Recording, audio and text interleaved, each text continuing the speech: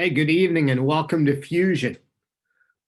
I'm Mark Slider, and I am honored to be your speaker for this evening with Fusion. And I know it's a little weird and a little odd uh, doing all this in Zoom and watching another recording, but welcome. And thank you for spending a few moments with us as we look into a very important and an interesting story in the Bible. So tonight we're going to continue on with looking at amazing grace. And the definition of grace is undeserved favor, something that you'd never be good enough to earn. And I think at times in our lives we think, well, I have to get everything together, or I'll never be good enough to have a relationship with God, or I've got to like get myself together, or I'll never be good enough to have a relationship with Jesus, or to belong in a Christian setting, or things of that nature. And I think there are times when we look at the lives of other people and think, oh, well, they got it all together. Um, I could never be as good as they are, or I could never be good enough to earn anything from God, or do I deserve this blessing that I'm asking for, right? And I think there are times in our society where people judge us and we feel like we've messed up and we'll just never be good enough, or we'll never measure up to somebody else's expectations. So, again, the word grace is undeserved favor, an undeserved gift, right? So, let's look at that this evening, and we're going to look at it through the lens of a very well known historical figure in the Bible. His name is David. You'll remember it's the same David that was a part of David and Goliath. It's the same David that had a huge disagreement with Saul. It's the same David that became the king of Israel. And that's where we will pick up with the story. So I'm going to begin sharing my screen. Give me 1 second here as we start the slide presentation. So you're going to see a recurring theme that amazing grace is undeserved favor, and that we will never be good enough. So we're going to look at 2 Samuel chapter 11. Very interesting story indeed. So 2 Samuel chapter 11, in the spring when kings march out to war, David sent Joab with his officers and all of Israel, and they destroyed the Ammonites and they besieged Rabbah, which is another town to the east of Jerusalem. But David remained in Jerusalem. And one evening he went up to the roof of his house, his palace, and he's walking around. And as he's walking around, he couldn't sleep, so he got up out of bed and went up to the roof of his palace, and he starts walking around. And as he's walking around, he sees from his roof that a woman is bathing, and not just any woman, but a very beautiful woman.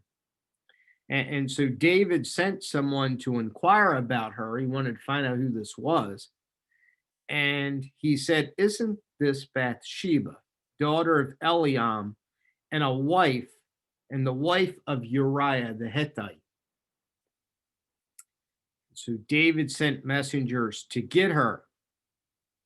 And I'll stop there. Now, first of all, you might be thinking, this is a good time for a creeper alert, right? Like, it's a little creepy to be hanging out on the roof of your house and watching people bathe. That's a little weird, wouldn't you think? But yet this is the king, so I guess he can do whatever he wanted to, right? So King David goes up on the rooftop, and he sees this beautiful woman, and he wants to find out who she is. So he sends messengers to come and get her. And so they get her and bring her back to the palace. And so when she gets back to the palace, like, he's got his he's ready to bust a move, if you know what I mean. He's he's got a nice steak dinner on, and he's got a little candlelight going on. He gave her some roses. He's got a little champagne or wine in the background, right? So he's going to wine her and dine her, right? And so we pick up in verse 4. So David sent messengers to get her, and when she came to him, he slept with her, right? So they have a nice dinner, and then they slept together. He slept with another man's wife. A man who was out to war, he slept with his wife. And so afterward, after they slept together, she was purifying herself from her uncleanliness, and then she returned home. And after she had been home for a little while, a few weeks, something became very obvious. She started to have morning sickness. She was throwing up. She didn't feel good. She felt faint. Something wasn't right. And so she sent word through the messengers back to David that she was pregnant. And everybody would soon know that it could not have been Uriah's child, because Uriah, her husband, was off to war. So David sent orders to Joab, and he said, "Send me Uriah the Hittite." And so Joab sent Uriah to David. And Uriah came to David. And David said to him, "Hey, so how's the war going? How's Joab doing? Uriah, how are the troops doing at war? How's this whole war thing going? Is Joab doing a good job?" And then he said to Uriah, "I got an idea. Why don't you go down to your house and wash your feet?"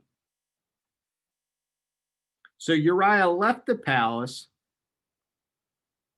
and King David sent a gift following Uriah, and he followed him. Okay?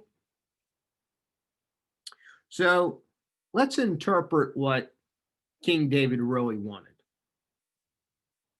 King David got Uriah to come back from the battlefield. And David wanted Uriah to go down to his house and wash his feet. All right, now, let me tell you what he really meant. He really meant go back to your house.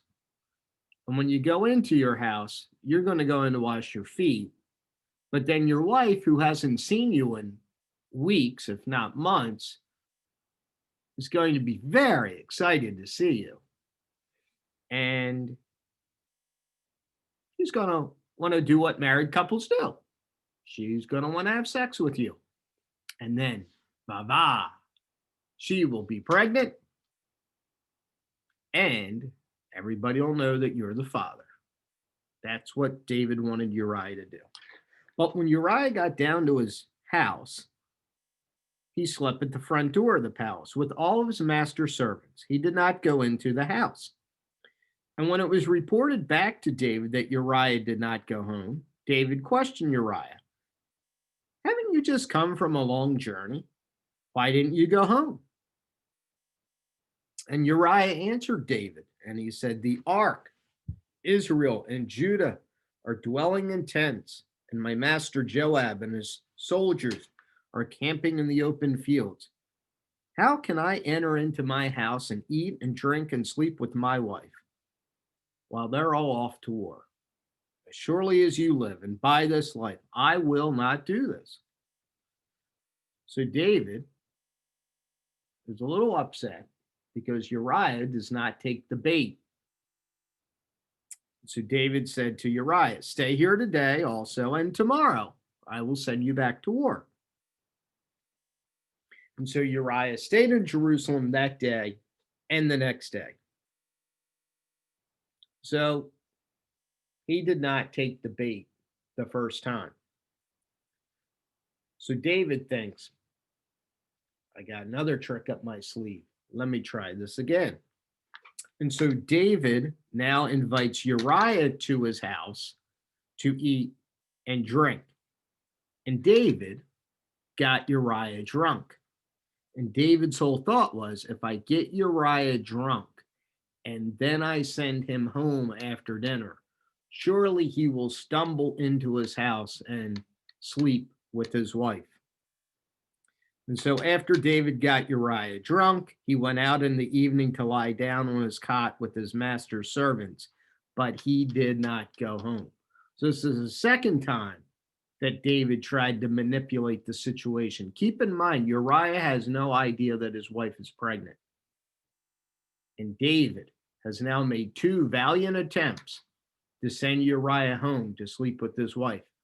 But Uriah would not do that because his comrades, his buddies, his brothers in war are all out on the battlefield. And he believed with all of his heart that it would be very disrespectful to go home and eat and drink and sleep with his wife while his friends were out fighting a battle. And so we find that David is a very manipulative person. And his attempts to trick Uriah have now failed on two attempts. And so the next morning, David wrote a letter to Joab. And he sent the letter to Joab via a messenger whose name was Uriah. And in the letter, David wrote to Joab, put Uriah at the front of the fiercest fighting and then withdraw from him so that he is struck down and dies. So here we see Uriah actually carries his own death sentence to Joab. Joab is a very obedient military leader. So Joab reads the letter, and when Joab is besieging the city, he puts Uriah on the front lines in the place where he knows that the best enemy soldiers were. And then the men of the city came out and attacked Joab, and Joab leaves Uriah hung out to dry. And Uriah takes a spear in the heart and he dies. And Joab sent someone to report to David all the details of the battle. Now think about David. David is a man who does not really deserve the favor of God. Think about it. Yes, it's the same David that defeated Goliath. Yes, it's the same David that went through a very manipulative relationship with Saul, and Saul treated David quite poorly. But now David is the king of Israel. David is the king. The same David that the lineage of Jesus Christ would come through. The same David that would be known in the annals of history as a man after God's own heart. This same David was an adulterer, a creeper, a manipulator. He slept with another man's wife. Then he lied to that man. And then he had that man murdered. He was deceitful. This is evil. This is evil. Let me pause and ask a question. How do you think Uriah's family felt about David once they figured out what the real plan and scheme really was all about? Do you think they felt like they were the victims of corruption?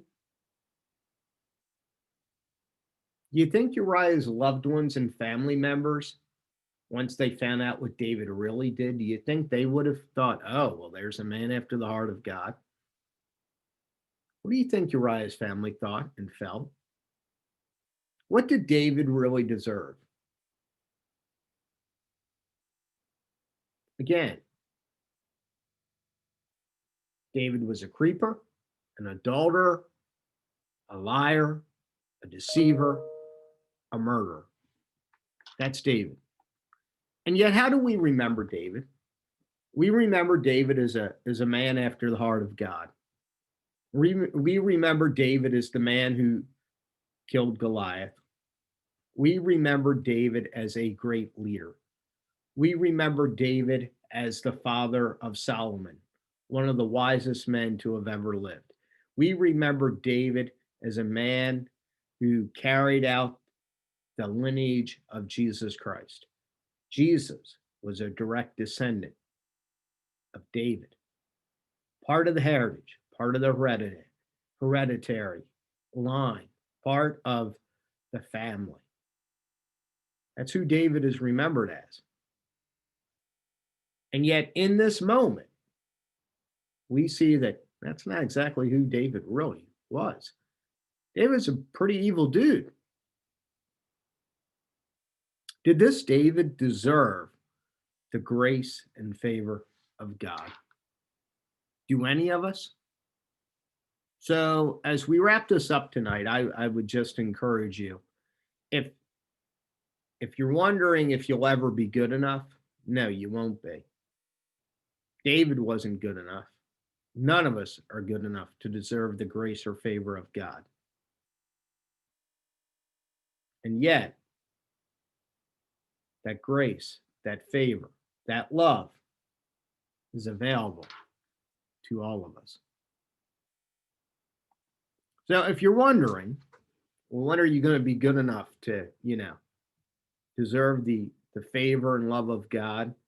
When are you going to be good enough to have your act together to come to church? When are you going to be good enough to be compared to the great Christians of all time? When are you going to be good enough to be deserving of the love, favor, grace, and eternal life offered from God alone? You'll never be good enough. That's why Jesus died for you. That's why Jesus died for you. Because God knew we all were in need of the atoning and redeeming work of Jesus Christ. Because without him, we're all hopeless. We all deserve hell. We're all flawed. We're all wrong. We're all messed up. None of us will ever be good enough. But remember, it's all about the grace of God, the amazing grace of God.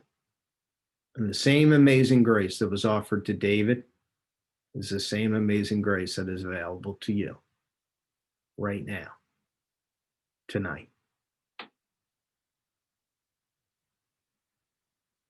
Do you know that grace?